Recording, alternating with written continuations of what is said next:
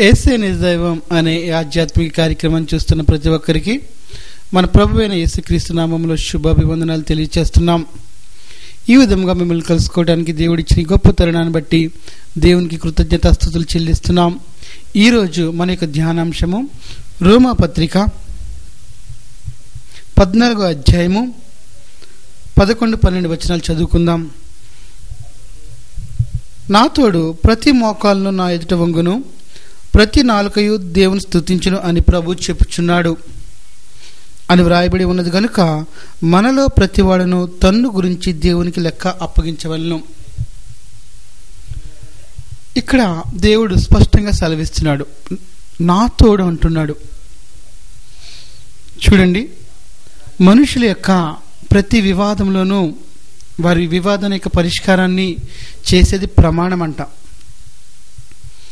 మనుష్యులు తమకన్నా గొప్పవారి యొక్క పేరిట ప్రమాణం చేస్తారు, కానీ దేవుడు అబ్రహాముకు ప్రమాణం చేసినప్పుడు, అబ్రహాముకు వాగ్దానం చేసినప్పుడు తనకంటే గొప్పవారు ఎవరు లేరు కాబట్టి నా తోడు నిత్యంగా నిన్ను ఆశీర్వదించేదను అని దేవుడు అబ్రహాముకు వాగ్దానం చేశాడు. ఇక్కడ కూడా దేవుడు ఏమంటున్నాడంటే, నా తోడు ప్రతి మోకాలు నా ఎదుట వంగును, ప్రతి నాలుక నన్ను స్తుతించును అని దేవుని వాక్యం సెలవిస్తుంది. హల్లెలూయా. దేవుడు ఒకానొక దినాన్ని ఏర్పాటు చేశాడు. నీకు ఇష్టమన్నా ఇష్టం లేకపోయినా నీవు ఆ మహిమగల సింహాసనం ఎదుట నిలవబడిసి ఉన్నది. ఒకానొక దినాన్ని దేవుడు భూలోకానికి అంతటికీ మనుష్యులందరికీ తీర్పు తీర్చే దినాన్ని ఏర్పాటు చేశాడు. ఆ దినాన్న నీవు ఆయన మహిమగల సింహాసనం ఎదుట నువ్వు మోకాళ్ళు ఊనుతావు. ఆయన మహిమగల సింహాసనం ఎదుట నువ్వు మోకాళ్ళుని నీ నోటితో యేసు ప్రభు అని ఒప్పుకుని ఆయన స్తుతిస్తావు. చూడండి, సంఖ్యాకాండము 14వ అధ్యాయము 21 వచనం కూడా ఈ వాక్యం సెలవిస్తుంది. అయితే నా జీవంతోడు భూమి అంతయు యెహోవా మహిమతో నిండుకొని ఉన్నను. చూడండి, దేవుడు ఎప్పుడైనా ప్రమాణం చేస్తే నా తోడు, నా జీవం తోడు, నా పరిశుద్ధత తోడని ప్రమాణం చేస్తారు. ఇక్కడ కూడా అంటున్నాడు దేవుడు, అయితే నా జీవం తోడు భూమి అంతయు యెహోవా మహిమతో నిండి ఉండను. హల్లెలూయా. ఒకనొక దినాన్న దేవుడు భూమి మీదకి రానయ్యున్నాడు. మహామహిమతో, మహాప్రభావంతో, అగ్ని జ్వాలల మధ్య తన యొక్క దూత గణాంగంతో ఆయన వచ్చుచున్నాడు. మహిమగల రాజు, అలంకరింపబడిన రాజును మనమంతా చూసే దినము దేవుడు ఏర్పాటు చేశాడు. ఆ దినాన్న ప్రతి ఒక్కరూ, అందుకని పౌలు కూడా అంటున్నాడు, 2 కొరింథీ 5వ అధ్యాయము 10వ వచనంలో, ఎందుకనగా తాను జరిగించిన క్రియలు చొప్పున అవి మంచివైనా సరే చెడ్డవైనా సరే వాటి యొక్క క్రియల యొక్క ఫలమును పొందుకోవటానికి ప్రతి ఒక్కడు ఆయన ఎదుట నిలవబడాల్సి ఉన్నది. దేవుని యొక్క సింహాసనం ఎదుట మనము అందరము నిలవబడి ఉన్నది. హల్లెలూయా. అందుకని పౌలు ఏమంటున్నాడంటే, కనుక మనలో ప్రతివాడు తన్ను గూర్చి దేవునికి లెక్క అప్పచెప్పాలి. నువ్వు దేవుని యొక్క మహిమగల సింహాన్ని మీద నిలువబడి నిన్ను గూర్చి నీవు దేవునికి లెక్క అప్పచెప్పాలి. నన్ను గూర్చి నేను దేవునికి లెక్క అప్పచెప్పాలి. దేవుడు మనకు అనుగ్రహించిన ప్రతి విషయాన్ని గురించి మనము దేవునికి లెక్క అప్పచెప్పాలి. చూడండి, దేవుడు తన యొక్క లెక్కల విషయంలో చాలా పర్ఫెక్ట్గా ఉంటారు. దాని గురించి కూడా యేసుక్రీస్తు ప్రభు చాలా ఉపమానాలు చెప్పారు. మరి చూడండి, మత్తయి సువార్తలో కూడా ఒక ఉపమానం చెప్పారు. మత్తయి సువార్త 18వ అధ్యాయం 23వ వచనంలో, పరలోక రాజ్యము తన దాసుల యొద్ద లెక్క చూచుకొని కోరిన రాజును పోలి ఉన్నది. ఒక రాజు తన దాసుల యొక్క లెక్క చూచుకుంటున్నారంట. తనకి ఎంతమంది అచ్చి ఉన్నారో ఆ అచ్చిన దానిని ఆయన లెక్క చూసుకుంటున్నారంట. మరి అంతేకాదు, ఇంకొక ఉపమానంలో కూడా ధనవంతుడైన ఒక ఆయన తన గృహ నిర్వాహకుడైన వాని యొద్ద లెక్క అడుగుతున్నారంట. ఏంటి, నిన్ను గురించి అనేక వార్తలు వింటున్నాను, నీవు నీ యొక్క గృహ నిర్వాహక పని సరిగా జరిగించటం లేదని, కాబట్టి నువ్వు ఇంకా గృహ నిర్వాహకుడిగా ఉండటానికి ఏమాత్రము అర్హుడు కాదు, కాబట్టి నీ లెక్క నీవు అప్పచెప్పు. మరి అంతేకాదు, ఒక రాజు దేశాంతరం పోయిచు తన యొక్క దాసులకు ఒకరికి 10 తలాంతులు, ఒకరికి 5 తలాంతులు, ఒకరికి ఒక తలాంతు ఇచ్చి వెళ్ళాడంట. ఆయన తిరిగి వచ్చి వారి అందరి యొద్ద లెక్క చూసుకున్నాడంట. హల్లెలూయా. దేవుడు తన యొక్క లెక్కలను సరిగా చూసుకుంటాడు. నీ విషయంలో ఆయన తన యొక్క లెక్కను అడిగే విధంగా ఉన్నాడు. ఆ దినమున నీవు ఆయన యొక్క మహిమగల సింహాసనం ఎదుట నిలువబడి ఆయనకు లెక్క అప్పచెప్పవలసి ఉన్నది. ప్రసంగి 11:9 ఒక మాట ఉంది. యవ్వనుడా, నీ యవ్వన కాలమందు తినము త్రాగము సంతోషించము, కానీ ప్రతి దాని గురించి నీవు లెక్క అప్పచెప్పవలసి ఉంటుంది. దేవుడు నీకు స్వేచ్ఛనిచ్చాడు, స్వతంత్రాన్ని ఇచ్చాడు.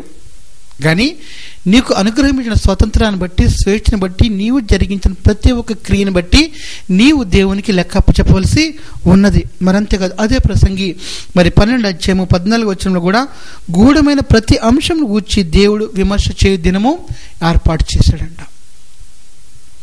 గూఢమైనది, కనపడనిది, రహస్య స్థలంలో జరిగించేది, దాని గురించి కూడా దేవుడు విమర్శ చే దినం ఒకటి ఏర్పాటై ఉందని దేవుడు ఈరోజు నీతో స్పష్టంగా మాట్లాడుతున్నాడు. చూడండి, దేవుడు దేని విషయంలో మనల్ని విమర్శ చేస్తాడో కొద్దిగా మనము ధ్యానిద్దాం. సమయాన్ని గురించి దేవుడు విమర్శ చేస్తాడు. ఎఫెసీ 5:16, కొలస్సీ 4:6 ఒక మాట వ్రాయబడి ఉంది. దినములు చెడ్డవి కనుక సమయమును పోనీక సద్వినియోగము చేసుకోండి. సద్వినియోగము చేసుకోండి అన్నది రిక్వెస్ట్ కాదండి. దేవుడు ఏ మాట మాట్లాడినా, ఏ మాట పలికినా అది ఆజ్ఞే. చూడండి, బైబిల్ అంతటిలో 613 ఆజ్ఞలు ఉన్నాయి.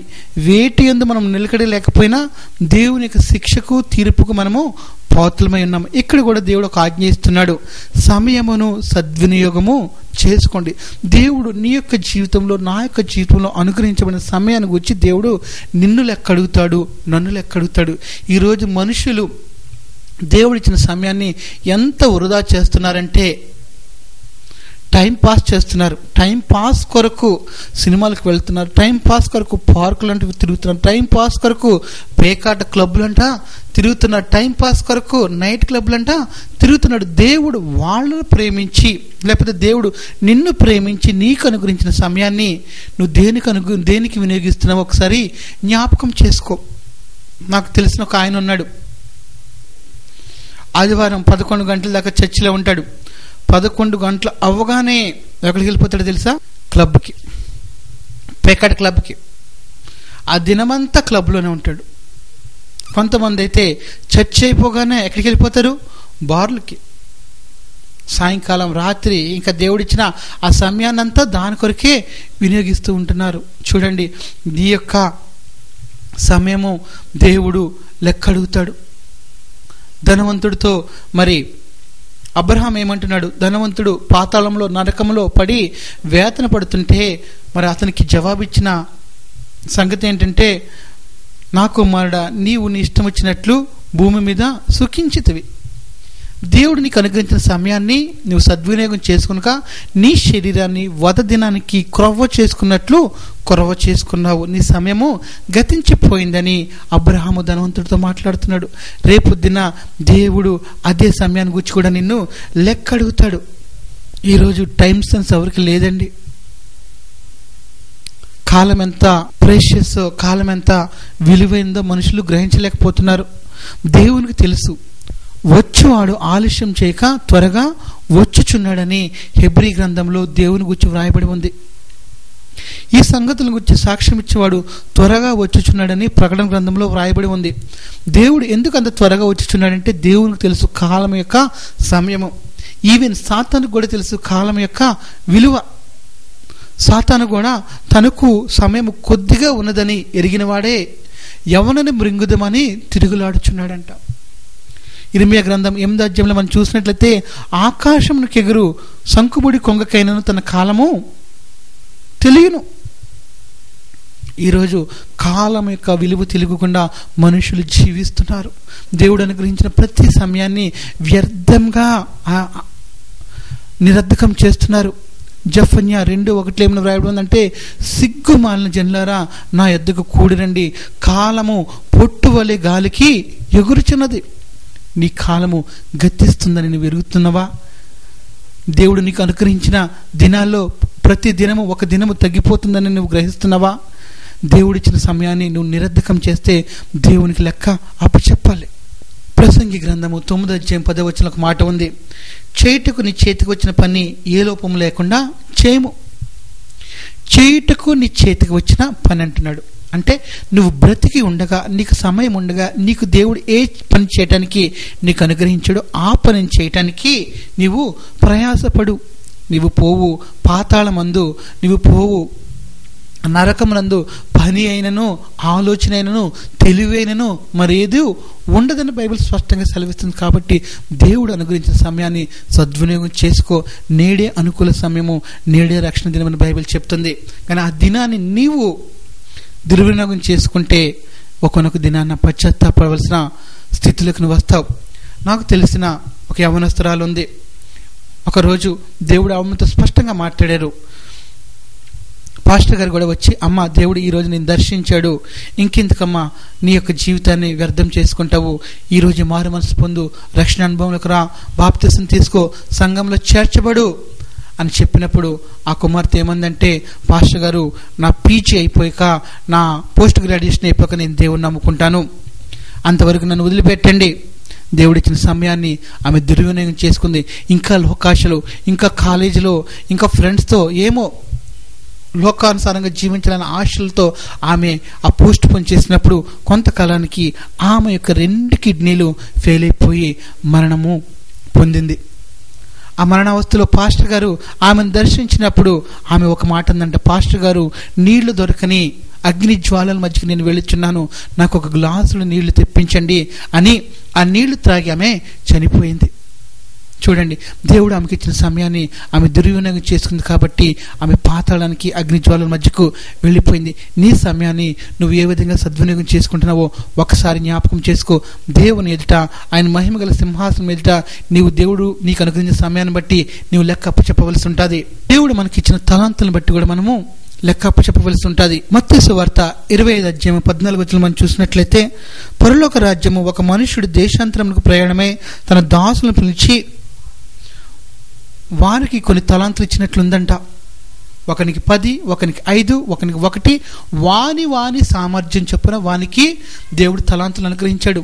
నీకు కూడా దేవుడు నీ యొక్క సామర్థ్యాన్ని బట్టి దేవుడు తలాంతులను అనుగ్రహించాడు.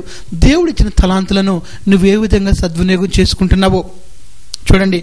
ఇక్కడైతే దేవుడిచ్చిన తలాంతును ఈ ఉపమానంలో ఒకడు ఏం చేశాడంటే, ఆ తలాంతును తీసుకువెళ్ళి భూమిని తవ్వి అందులో దాచిపెట్టాడంట. ఒకనొకసారి ఆయన వచ్చాడు, ఎవరైతే మరి ఆ దేశాంతరం పోయిన రాజు తిరిగి వచ్చి, నీకు ఇచ్చిన తలాంతు ఏదంటే, నేను భూమిలో దాచిపెట్టాను, ఎందుకంటే నువ్వు విత్తని చోట కొయ్యవాడవు, చల్లని చోట పంట సమకూర్చుకునేవాడవు, కఠినుడు అని నేను ఎరిగి నీకు భయపడి నేను భూమిలో దాచిపెట్టానంటే, అప్పుడు ఆ రాజు ఏమంటున్నాడంటే, నన్ను గూర్చి నువ్వు బాగా తెలిసి కూడా ఈ విధంగా ఎందుకు చేసావు? నేను విత్తని చోట మరి కొయ్యవాడను, చల్లని చోట సమకూర్చుకునేవాడను, కాబట్టి నా యొక్క సొమ్మును షావుకారుల దగ్గర ఎందుకు ఉంచలేదు? షావుకారుల దగ్గర ఉంచిన ఎడల నేను వడ్డీతో సహా తీసుకుందును కదా అని వాని యొక్క తలాంతును తీసుకుని వానిని చీకటిలో పడవేసెను అని అక్కడ వ్రాయబడి ఉంది. వాని యొక్క చేతులు కాళ్ళు కట్టి వీని చీకటిలో పడవేయడి, అక్కడ ఏడుపును పండ్ల కొరకుడు. దేవుడిచ్చిన తలాంతును దేవుని కొరకు వాడకుండా దాన్ని దాచిపెడితే దేవుని యొక్క సన్నిధిలో నీవు లెక్కప్ప చెప్పాలి. నువ్వు చక్కగా పాటలు పాడగలవు, అది దేవుడు నీకు ఇచ్చిన తలాంతు. దేవుని మహిమాత్మ నువ్వు పాటలు పాడగలిగే తలాంతు నీకుంటే నువ్వు దేవుని మహిమాత్మ పాడు. నువ్వు దేవుని కొరకు సాక్ష్యం చెప్పగలిగే తలాంతు నీకు ఇచ్చాడు. దేవుని యొక్క నామాన్ని ఒప్పుకునే తలాంతు నీకు ఇచ్చాడు. నువ్వు పులిపీటకి ప్రసంగాలు చేయవలసిన అవసరం లేదు. దేవుడు నీ జీవితంలో ఏది మేలు చేశాడో అది అనేకులకు సాక్ష్యంగా చెప్పి దేవుని మహింపరచు. దేవుడు ఆ తలాంతు ఇస్తే ఆయన కొరకు వాడు. దేవుడు నీకు చక్కగా పాటలు రాయటానికి ఒక తలాంతు ఇస్తే ఆయన మహిమాత్మే వాడు. దేవుడు నీకు చక్కగా మరి ఒక కంప్యూటర్ స్కిల్స్ నీకు ఇస్తే ఆ విధంగానైనా దేవుని యొక్క నామం మహింపరచబడిలాగన, అనేకులకు సువార్త ప్రకటించబడిలాగన ఆ విధంగా వాడబడు. దేవుడు నీ యొక్క సామర్థ్యాన్ని బట్టి నీకు ఇచ్చిన తలాంతులను నీవు దేవుని కొరకు వాడబద్దుడివై ఉన్నావు. ఆ విధంగా నువ్వు వాడకపోతే దేవుడు నిన్ను ఒక దినాన లెక్క అడుగుతాడు. హల్లెలూయా. కనుక దేవుడు నీకు ఇచ్చిన తలాంతుల గురించి దేవుడు నిన్ను విమర్శ చేస్తాడు కాబట్టి ఆ తలాంతుల విషయంలో నీవు భయం కలిగి, ఈరోజే భయం కలిగి జాగ్రత్త కలిగి జీవించు. వ్యర్థంగా ఆయన భూమి మీద దేనిని సృష్టించలేదు, ప్రతి దానిని దాని పని నిమిత్తము నిర్మించాడు. నిన్ను దేని నిమిత్తము దేవుడు నిర్మించాడో నువ్వు ఒక్కసారి దేవునికి సన్నిధిలో ప్రార్థన చేయి, ఒక్కసారి దేవుని సన్నిధిలో కనిపెట్టు, ఒక్కసారి దేవుని సన్నిధిలో విచారణ చేయి, ఆ పని నిమిత్తం నువ్వు ప్రయాసపడు. సామెతలు 6వ అధ్యాయము 18వ వచనంలో యెహోవాకు అసహ్యమైనవి 6 కలవు, 7 కూడా కలవు. అందులో ఒకటి ఏంటంటే తన పొరుగువాని మీద దుర్యాలోచన చేయు హృదయం. మనుషుల యొక్క హృదయ ఆలోచనలను బట్టి దేవుడు వారికి తీర్పు తీరుస్తాడు. చాలామంది అనుకుంటారు, నేను పైకి కనబడుతున్నా కానీ నా ఆలోచనలు కనబడతలేదు కదా. చాలామంది పాపం దేంతో చేస్తారంటే ఆలోచన ద్వారా చేస్తారు, తలంపులు చేస్తారు, ఒక ఊహల ద్వారా చేస్తారు. చాలామంది ఊహాలోకంలోనే జీవిస్తూ ఉంటారు.